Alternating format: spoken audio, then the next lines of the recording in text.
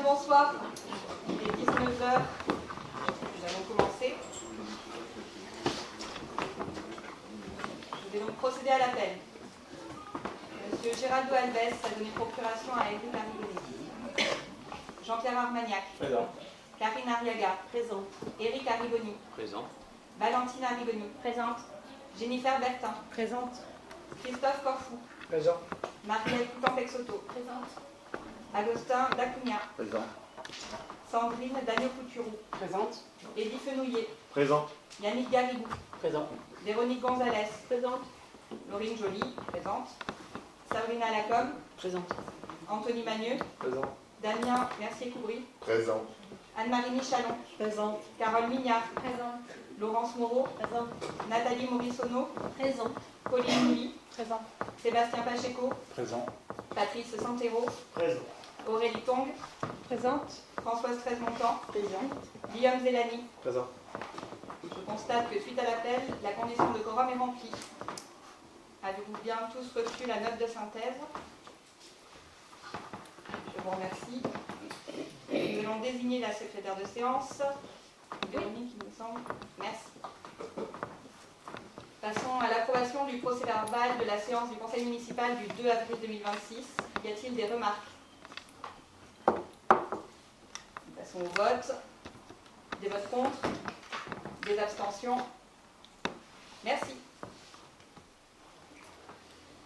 Passons à présent aux délibérations. Nous allons commencer par la composition de la commission d'appel d'offres, la CAO. Je rappelle que lors de la séance du Conseil municipal en date du 2 avril 2026, l'Assemblée a fixé les conditions de dépôt des listes de la commission d'appel d'offres. 2 listes ont été déposées dans les temps impartis, soit le 20 avril 2026. Il convient donc d'élire aujourd'hui 5 membres titulaires et 5 membres suppléants, suivant le système de la représentation proportionnelle, avec application de la règle au plus fort reste, sans panachage, ni vote préférentiel selon les dispositions de l'article D1411-3 du Code général des collectivités territoriales. Cette élection peut s'organiser à main levée si l'unanimité des élus en est d'accord. J'invite donc les membres du Conseil à se prononcer à main levée sur cette modalité de scrutin. Des votes contre? Des abstentions? Merci. Nous allons donc procéder ainsi. Les 2 listes déposées selon les conditions fixées par le Conseil municipal sont la liste présentée par la majorité, Véronique Gonzalez, Patrice Santero, Anne-Marie Michalon, Anthony Magneux, Sébastien Pacheco, en membres titulaires, Karine Arriaga, Guillaume Zélani, Aurélie Tong, Damien Mercier-Coubry, Carole Mignard, en membres suppléants. La seconde liste, présentée par Castelnau passionnément, Françoise Treize-Montant, Éric Arrigoni, Géraldo Alves, en membres titulaires, Sabrina Lacombe, Valentine Arrigoni, Pauline Mouly, en membres suppléants.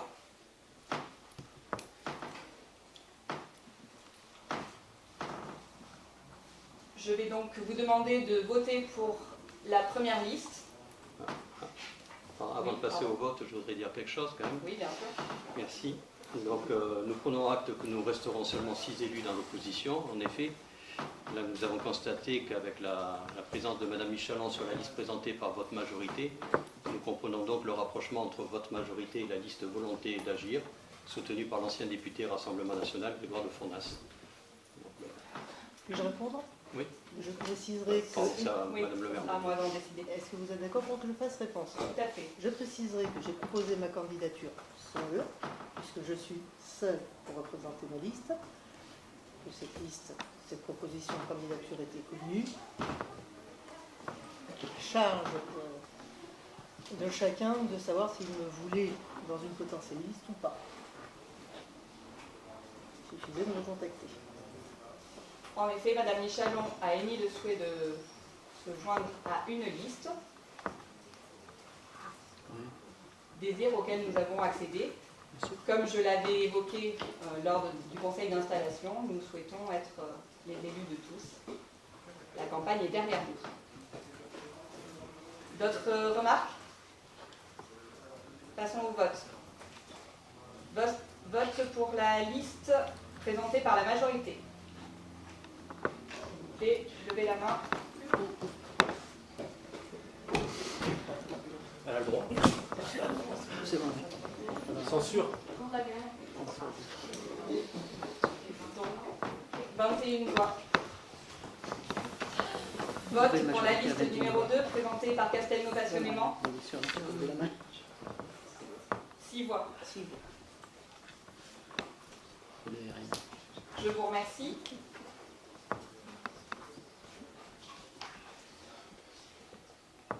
À la suite de l'attribution des sièges de quotient et des sièges de reste, la liste de la majorité obtient 4 sièges et la liste Castelnau passionnément 1 siège. Sont ainsi déclarés élus Madame Véronique Gonzalez, Monsieur Patrice Santero, Madame Anne-Marie Michalon, Monsieur Anthony Magneux, Madame Françoise Fraise-Montant en tant que membre titulaire, Madame Karine Arriaga, Monsieur Guillaume Zélani, Madame Aurélie Tong, Monsieur Damien Mercier-Couris, Madame Sabrina Lacombe en tant que membre suppléant, pour faire partie de la commission d'appel d'offres. Cette commission spécifique aura un caractère permanent pour la durée du mandat municipal. Nous allons donc passer à présent à la composition de la commission de délégation de services publics, CDSP. Je rappelle que lors de la séance du conseil municipal en date du 2 avril 2026, l'Assemblée a fixé les conditions de dépôt des listes de la commission de délégation de services publics. 2 listes également ont été déposées dans les temps impartis, soit le 20 avril 2026. Il convient donc d'élire aujourd'hui 5 membres titulaires et 5 membres suppléants dans les mêmes conditions que la CAO. Je vous propose de la même manière que nous votions à main levée. Je vous invite à vous prononcer sur cette modalité de scrutin. Y a-t-il Juste une réflexion. pour le mode de scrutin, y a-t-il des votes contre? Des abstentions? Je vous remercie. Donc, les listes déposées selon les conditions fixées par le conseil municipal sont exactement les mêmes que pour la commission précédente. Donc, liste de la majorité, Madame Gonzalez, Monsieur Santero, Madame Michalon, Monsieur Magneux, Monsieur Pacheco en titulaire, Madame Arriaga, Monsieur Zélani, Madame Tong, Monsieur Mercier-Coubris, Madame Mignard en suppléant. Pour la liste numéro 2, Castelnau passionnément, Madame Fraise-Montant, Monsieur Arrigoni, Monsieur Alves en membre titulaire, Madame Lacombe, Madame Arrigoni et Madame Mouly en membre suppléant. Donc, Monsieur Arrigoni souhaite faire la même remarque que précédemment. En dehors de celle-ci, il y en a Je fais la même remarque que tout à l'heure. donc la même réponse est faite. La même réponse. Je passe donc au vote. Merci de bien vouloir voter à main levée pour la liste numéro 1 de la majorité. 21 voix pour la liste numéro 1. Pour la liste numéro 2, de Castelnau passionnément. 6 voix pour la liste numéro 2. À la suite de l'attribution des sièges de quotient et des sièges de reste, la liste de la majorité obtient 4 sièges et la liste Castelnau passionnément 1 siège. Sont ainsi déclarés élus Madame Gonzalez, Monsieur Santero, Madame Michalon, Monsieur Magneux, Madame Fraise-Montant en membres titulaires et Madame Arriaga, Monsieur Zélani, Madame Tong, Monsieur Mercier-Couris, Madame Lacombe en membres suppléants pour faire partie de la commission de délégation de services publics. Cette commission spécifique aura un caractère permanent pour la durée du mandat municipal. Nous allons à présent passer à la délibération de la convention cadre entre la commune de Castelnau et le Centre communal d'action sociale. Je vous rappelle que le CCAS est chargé d'animer sur le territoire une action générale de prévention et de développement social en liaison étroite avec les institutions publiques et privées. Aussi, outre les missions spécifiques confiées par les textes, le CCAS est chargé par la mairie de diverses missions d'action sociale, contribuant ainsi à la mise en œuvre de politiques publiques communales. Une convention cadre établie en avril 2025 précise les missions confiées à ce dernier, ainsi que les conditions dans lesquelles les services de la mairie assurent l'accompagnement et la sécurisation de l'activité du CCAS, et ce dans les limites budgétaires et techniques de la mairie. Elle précise notamment que la mairie attribue au CCAS une subvention d'équilibre annuel lui permettant d'exercer ses missions propres et les missions que la mairie lui délègue. Cette subvention d'équilibre annuel doit couvrir à minima les salaires et charges afférentes des agents du CCAS. Suite aux dernières élections municipales, il convient de signer à nouveau une convention. Je vous propose donc d'adopter la convention cadre annexée à la présente délibération et de m'autoriser à effectuer toutes les démarches nécessaires à l'accomplissement de cet acte et à signer toutes les pièces afférentes. Y a-t-il des questions? Je passe donc au vote. Y a-t-il des votes contre? Des abstentions? Je vous remercie. À présent, nous allons désigner 2 personnes qualifiées en fonction de leurs compétences dans les champs d'intervention de l'établissement ou en matière d'action sociale ou médico-sociale au sein de l'établissement d'hébergement pour personnes âgées et dépendantes, l'EHPAD de Médully. Je vous rappelle que nous avons désigné lors du précédent conseil municipal des membres appelés à siéger au sein du conseil d'administration de l'EHPAD Médully. Conformément à l'article R. 315-6 du Code de l'action sociale et des familles, cette désignation doit être complétée par celle de 2 personnes qualifiées en fonction de leurs compétences dans le champ d'intervention de l'établissement ou en matière d'action sociale ou médico-sociale. Je vous propose donc de désigner Madame Élodie Larcher et Madame Julie Eladri. Y a-t-il des questions? Je le passe donc au vote. Y a-t-il des votes contre? Des abstentions? Je vous remercie. Nous allons à présent désigner les représentants siégeant auprès de l'Assemblée générale de l'Agence technique départementale, Gironde Ressources. Dans un environnement administratif, réglementaire et technique de plus en plus complexe, Gironde Ressources a pour vocation de répondre aux besoins et attentes des collectivités dans divers domaines. Considérant le renouvellement municipal, il convient de procéder à la désignation de nouveaux représentants siégeant au sein de l'Assemblée générale de cette institution. Je vous propose donc de me désigner comme délégué titulaire et de désigner M. Sébastien Pacheco comme délégué suppléant. Y a-t-il des questions? Nous passons au vote. Des votes contre? Des abstentions? 6 abstentions, 7 abstentions. Je vous remercie. Désignons à présent les délégués à la mission locale Avenir Jeunes Médoc en Nouvelle-Aquitaine. Cette délibération concerne la représentation de notre commune dans les organismes extérieurs. Cette fois-ci, cela concerne la mission locale Médoc et je vous rappelle qu'elle a pour objet de traiter l'ensemble des domaines liés à l'insertion sociale et professionnelle des jeunes ainsi qu'à leur accès à l'autonomie. Elle s'adresse au public âgé de 16 à 25 ans et jusqu'à 29 ans révolus pour les jeunes bénéficiaires d'une reconnaissance de travailleurs handicapés. Nous devons désigner 3 délégués titulaires et 3 délégués suppléants pour siéger aux différentes instances. Je vous propose donc de désigner comme titulaire moi-même, Patrice Antero, Aurélie Tong, et comme délégués suppléants, Carole Mignard, Anthony Magneux et Sandrine Dagneau-Coutureau. Des questions? Passons au vote. Des votes contre? Des abstentions? 7 abstentions, pardon. Je vous remercie. Désignons à présent les représentants au sein de la Commission communale des impôts directs, la CCID. Sur un tout autre sujet, je vous rappelle qu'il est nécessaire de procéder à la constitution d'une liste préparatoire à transmettre à la Direction générale des finances publiques, consistant à proposer des personnes dans le cadre de la constitution de la Commission communale des impôts directs. Un appel à candidature a été lancé sur les réseaux sociaux. Nous devons proposer 16 titulaires et 16 suppléants, parmi lesquels seront choisis les nouveaux commissaires dont vous trouverez la liste dans la présente délibération. Je vous informe cependant qu'étant présidente de droit de la CCID, nous devons remplacer mon nom par celui de Nathalie Morissonneau comme suppléante. Y a-t-il des questions? Nous passons au vote. Des votes contre? Des abstentions? 3 abstentions. Je vous remercie. Donc c'est 4 abstentions. Bon, c'est bien. Voilà, donc c'est pour ça 4. Donc Madame Mouly, Madame Arrigoni, Monsieur Arrigoni et Monsieur Alves.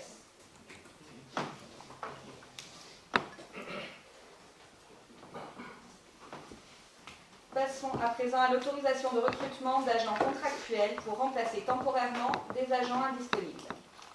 Je vous rappelle que, pour assurer la continuité du service public, la commune ne peut recruter temporairement des agents contractuels afin de remplacer des agents absents, notamment en cas de maladie, de congé maternité, de temps partiel ou de toute autre absence prévue par la réglementation. Ces recrutements sont limités à la durée de l'absence de l'agent remplacé et permettent de répondre rapidement aux besoins des services sans créer de postes permanents supplémentaires. Je vous propose donc de m'autoriser à recruter, lorsque cela sera nécessaire, des agents contractuels de remplacement, à fixer leur rémunération en fonction des missions exercées et à inscrire les crédits correspondant au budget communal. Y a-t-il des questions? Passons au vote. Des votes contre? Des abstentions? Je vous remercie.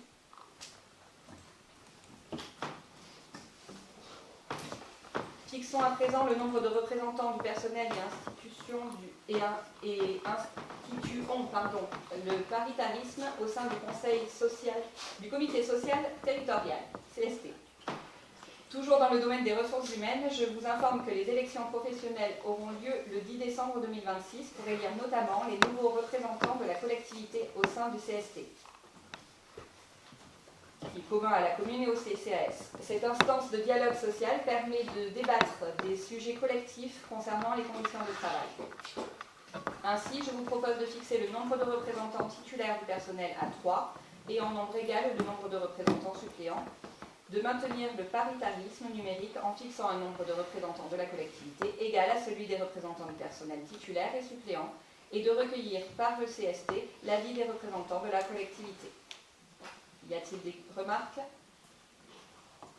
Passons au vote. Des votes contre? Des abstentions? Je vous remercie. Désignons à présent un référent déontologue pour les élus locaux.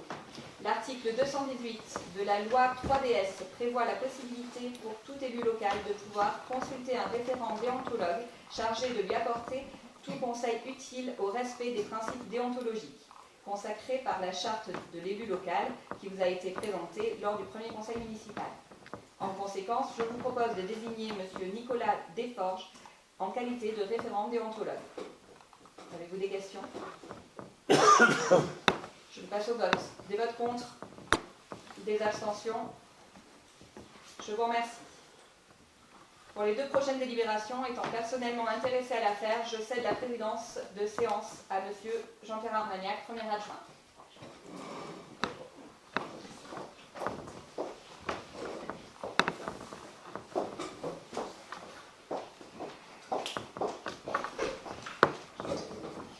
Alors, délibération 2026-05-53, l'urbanisme, acte relatif au droit d'occupation et l'utilisation des sols, déport de Madame Laurine Joly.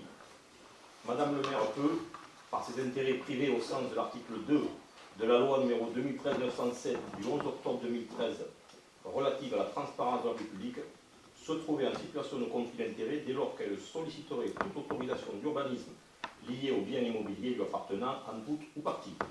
Je demande au Conseil de prendre acte de l'absence de Madame le maire pour la présentation de cette délibération. Il convient de désigner un élu chargé de signer le dossier d'urbanisme DP 104 26 00029 pour laquelle Madame le maire est directement concernée en qualité de personne physique ou morale et en respect de l'article L 422-7 du Code de l'urbanisme. Je vous propose donc de m'attribuer une délégation de signature spécifique pour prendre toutes les décisions relatives au dossier d'urbanisme DP 104 26 00029 pour laquelle Madame le maire est directement concernée en qualité de personne physique ou morale. Y a-t-il des questions? Juste une demande par rapport aux échafaudages qui sont devant ce bâtiment, Oui. qui sont installés depuis longtemps. Donc là, c'est une régularisation pour... Alors, non. Si je prends l'arrêté du 12 mars signé M. Jacobouin, c'était la pose de l'échafaudage pour sécuriser la toiture, suite au coup de vent. Et là, je suis d'accord, ça a été voté. Et donc là, ils vont faire, M. Coubry va refaire toute la toiture. Non, comme je sais qu'il était revenu en mairie justement pour demander par rapport à l'échafaudage, par rapport aux règles bien spécifiques, je voulais savoir justement s'il y avait un rajout par rapport à cet arrêté qui avait été pris. Non, là, il y a un dossier d'urbanisme en cours. Non, mais c'est juste... Voilà, il va refaire toute la toiture. C'est juste pour savoir la toiture, voilà. Puisque j'ai vu qu'elle était en train de... Il a juste sécurisé la toiture pour l'instant, suite au coup de vent qu'il y a eu. Là, elle est refaite, la toiture. Ah, je ne suis pas monté dessus, moi, je ne sais pas. Ben, je sais pas, mais en passant, j'ai vu que la toiture était neuve. Donc, je voulais savoir par rapport aux travaux qui avaient été faits, s'il y avait une régularisation ou pas. Donc, mais il n'y a pas de problème, hein. C'était juste pour savoir. Pas de souci. Est-ce qu'il y a d'autres questions? Je passe au vote. Qui est contre? Qui s'abstient? Je vous remercie. Délibération 2026-05-54, urbanisme, acte relatif au droit d'occupation et d'utilisation des sols, déport de Mme Laurent Joly. Madame le maire peut, par ses intérêts privés au sens de l'article 2 de la loi 2013-907 du 11 octobre 2013 relative à la transparence de la publique, se trouver en situation de conflit d'intérêts dès lors qu'elle solliciterait toute autorisation d'urbanisme liée au bien immobilier lui appartenant, en tout ou partie. Je demande au Conseil de prendre acte de l'absence de Madame le maire pour la présentation de cette délibération. Il convient de désigner un élu chargé de signer le dossier d'urbanisme DP 033 104 26 00047 pour lequel Madame le maire est directement concernée en qualité de personne physique ou morale et en respect de l'article L 422-7 du Code de l'urbanisme. Je vous propose donc de m'attribuer une délégation de signature spécifique pour prendre toute décision relative au dossier d'urbanisme DP 033 104 26 00047 ainsi que pour toute demande de subvention associée à ce dossier pour laquelle Madame le maire est directement concernée en qualité de personne physique ou morale. Ça concerne la façade. Est-ce que vous avez des questions? Un petit peu complémentaire, donc c'est une demande pour la façade cette fois-ci, après la toiture, et aussi pour une demande de subvention. Et il y aura une demande de subvention, oui. C'est ça. D'autres questions? Je passe au vote. Est-ce qu'il y a des votes contre? Des abstentions? Je vous remercie. On peut faire rentrer Madame le maire.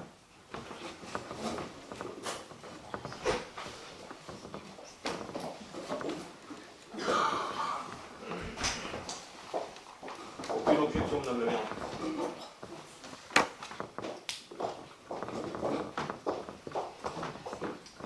Merci à tous.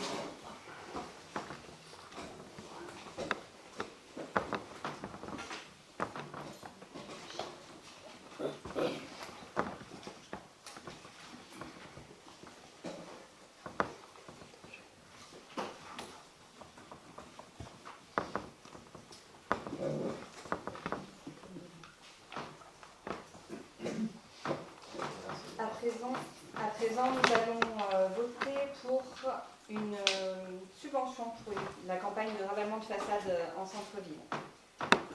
Bon, concernant toujours le domaine de l'urbanisme, je vous rappelle que nous avons la possibilité d'attribuer une aide financière aux habitants pour le ravalement de leur façade. Les conditions pour ce dossier ont été examinées et sont remplies. Je vous propose donc d'accorder une aide financière de 1 120,95 € pour ce projet qui s'élève à 3 736,48 € hors taxe pour le ravalement de la façade de l'immeuble situé 19 rue Carnot sur le terrain cadastré AP numéro 72. Je vous informe qu'une modification de montant de l'aide allouée a été effectuée au regard d'une erreur de calcul sur le hors taxe. Je vous remercie de m'autoriser à signer tout document en lien avec cette aide et je vous informe que la dépense correspondante est inscrite au budget de la commune. Avez-vous des questions? Donc, c'est pas 1182 alors. Non, ça en fait, le montant était écrit en TTC. D'accord. Et donc calculé en TTC. Or, la subvention est bien de 30% sur le montant hors taxe. Donc on a rectifié ça. Il s'agit donc de 1 120,95 € pour un montant de projet à 3 736,48 € hors taxe. D'autres remarques? Passons au vote. Des votes contre? Des abstentions? Je vous remercie.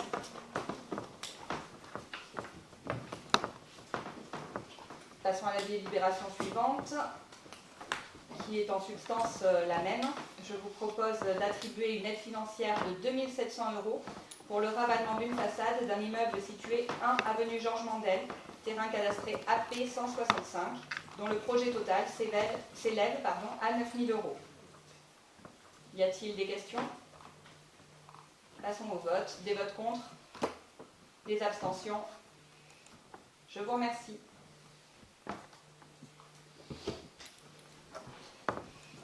Après présent, nous allons délibérer sur la fin anticipée du bail amphithéotique pour l'implantation et l'exploitation d'une centrale photovoltaïque au sol sur la commune de Castelnau-de-Médoc, lieu-dit Le Mont-d'Or.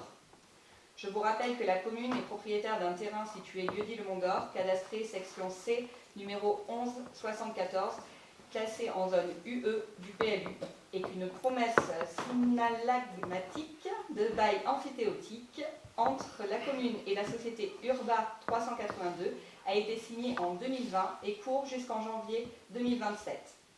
Malgré l'obtention de toutes les autorisations préalables, le permis de construire a été refusé le 30 septembre 2025. La société Urba 382 a décidé de ne pas faire appel de cette décision. Un courrier en ce sens a été transmis à la commune, demandant de mettre un terme anticipé à la promesse de bail. Je vous propose donc de résilier de manière anticipée le bail suivant les termes définis dans le projet de délibération joint et ainsi mettre terme à ce projet. Je précise que la fin anticipée de ce bail n'emporte aucune conséquence financière pour la commune. Y a-t-il des questions? Non, on votera pour, hein, ce n'est pas la question, c'est juste un petit... parce qu'on regrette forcément que ce petit projet s'arrête. Il aurait pu assurer un revenu d'environ 35 000 € pour la commune. En effet, j'ai été prévenu par la société Urba Solar au mois de février qu'elle renonçait à ce projet. Néanmoins, les clauses que nous avions contractualisées avec cette société permettent à la commune de récupérer 10 000 € et espérons maintenant que cet argent servira à la cause du développement, par exemple, développement durable pour notre commune. Voilà, c'est ce que j'avais à dire. Merci. Passons au vote. Y a-t-il des votes contre? Des abstentions? Je vous remercie.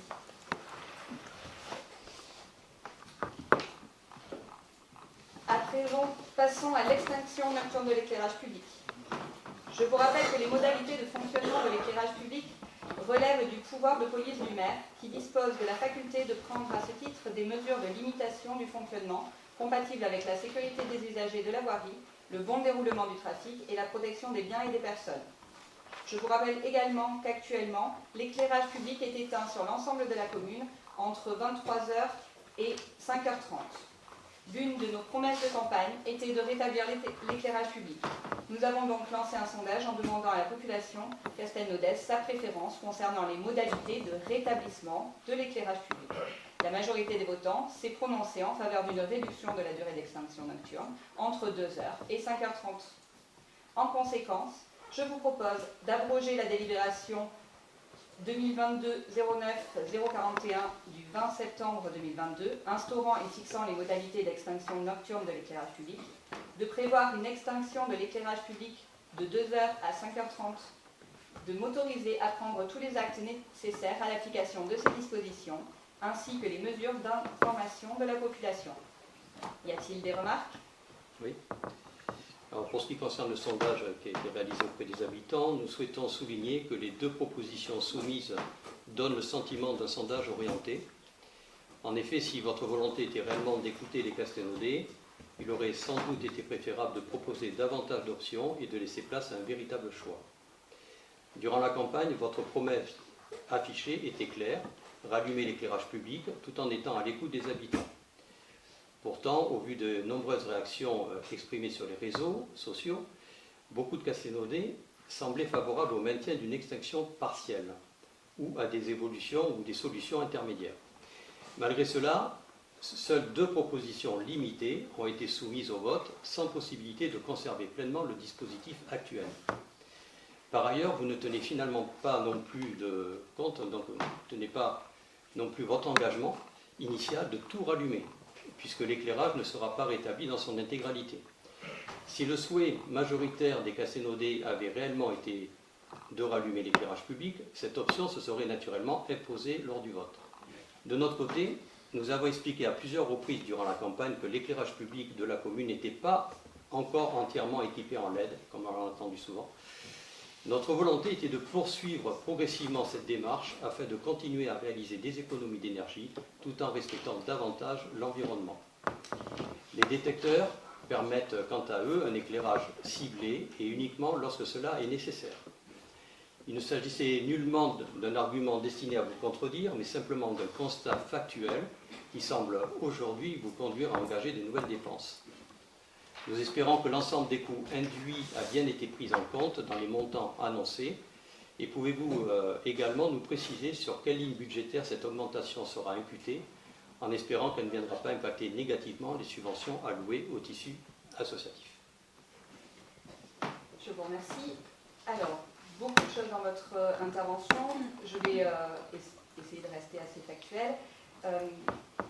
Effectivement, le sondage ne proposait pas de rester tel qu'il est à l'heure actuelle, puisque justement, notre but était de rétablir l'éclairage. Donc, le sondage peut vous sembler partiel, il répond à une volonté première. Donc, nécessairement, c'est un sondage orienté. Mais on ne s'est pas caché de ça, puisque notre intention était de rallumer. Partant de là, on ne trompait personne.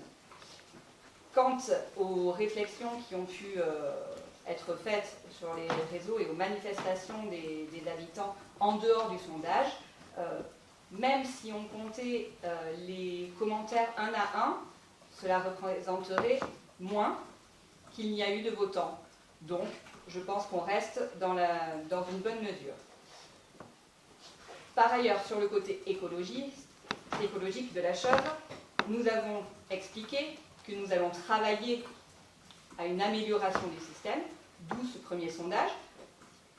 Oui, nous allons rallumer, mais nous allons améliorer pour que cela ne devienne pas trop coûteux pour la commune. Donc ce n'est qu'une solution provisoire, nous l'avons expliqué. Par ailleurs, vous l'avez dit, grâce à l'abandon du bail emphytéotique, nous allons récupérer 10 000 €, donc cela pourra servir à notre cause. Et puis, je trouve assez savoureux de vous entendre parler d'écologie quand vous vouliez raser la forêt. Voilà. Je pense que j'ai fait le tour de la question. Si je peux répondre par rapport aux 10 000 €, c'est bien. Donc, ils seront investis dans l'éclairage à LED, d'après ce que je comprends. Nous, ce qu'on voulait, c'était continuer le LED avec des détecteurs pour que ça s'allume au bon endroit, eh bien, pour ne pas allumer. Pensons voilà. à évaluer cette possibilité, mais à en évaluer d'autres également, notamment les possibilités de baisse d'intensité, qui sont aussi des systèmes à étudier. Donc, nous verrons au plus efficace, en fonction du coût et de la dynamique que nous voulons. Alors, vous vous renseignerez auprès du SDEC, puisque c'est notre interlocuteur. La place de l'église a été fait avec du LED, avec une baisse d'intensité. Ça a déjà été fait.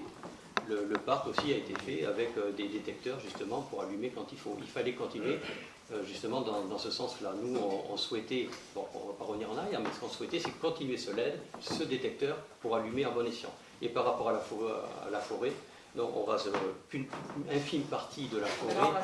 Et voilà. Non, mais vous avez évoqué le sujet, et c'était pour produire quand même de l'énergie verte. Juste une question financière. Dans les 22 000 €, vous avez prévu les panneaux. Il faudra changer dans cette somme où ils seront en plus. Pardon, excusez-moi. Quelle est votre question? Ma question est financière, bien sûr. Dans les 22 000 € de surcoût, est-ce qu'il y a l'achat et la réfection des panneaux indiquant les nouvelles horaires qui sont à l'entrée de la commune? On ne va pas rentrer dans le petit détail, ça reste une estimation que nous a fournie le SDEC sur la consommation, ils ne sont pas compris, la remise. Ils sont pas compris parce que mais nous ne pensons pas à changer les panneaux, mais simplement à faire comme vous avez pu le faire auparavant, donc vous devez savoir comment ça fonctionne, avec des ancrages autocollants dessus qui sont spécifiquement faits pour cela et qui donc réduisent les coûts. On est d'accord. D'autres questions? Je vous remercie. Passons au vote. Des votes contre? Donc, 6 votes contre. Des abstentions? Je vous remercie. Délibération suivante. La désignation de représentants au sein de la Commission locale d'évaluation des charges transférées, la CLECT. Cette commission est créée par la communauté de communes méduliennes et chaque commune doit nécessairement disposer d'un représentant titulaire et d'un suppléant au sein de cette instance. Il est donc nécessaire de proposer à leur désignation parmi les membres du conseil municipal.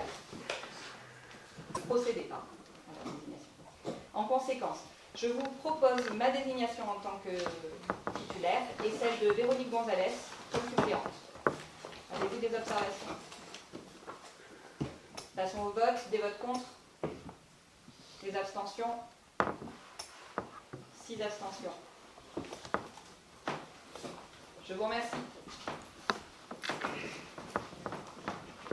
Nous en avons fini avec les délibérations. Je vais donc à présent vous donner quelques informations, notamment en tout premier lieu sur la convention d'aménagement de Bourg. Je souhaite vous informer que le programme de travaux initialement prévu dans le cadre de notre convention d'aménagement de Bourg, élaboré sous la précédente mandature, fera l'objet d'une révision.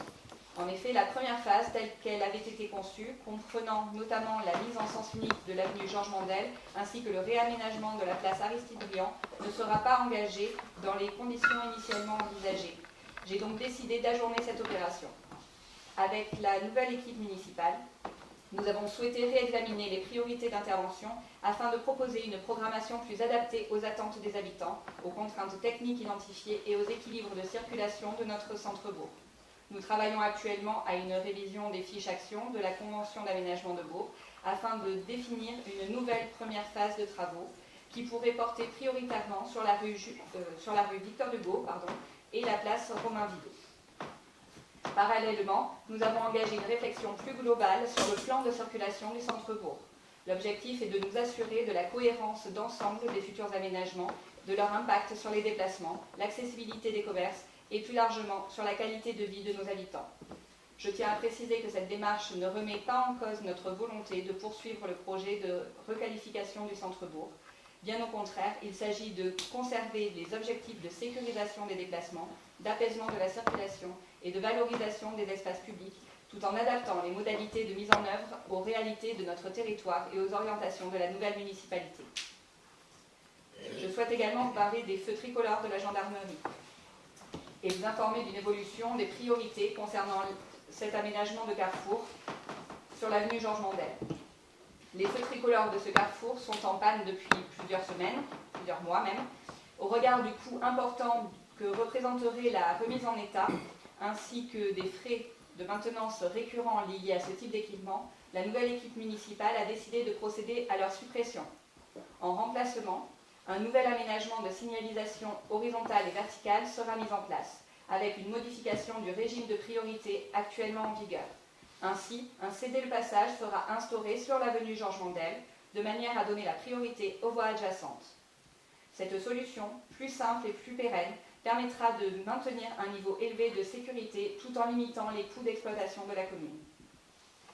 Par ailleurs, une attention particulière sera portée à la sécurisation des traversées piétonnes avec un renforcement de la signalisation afin de garantir la sécurité de tous les usagers.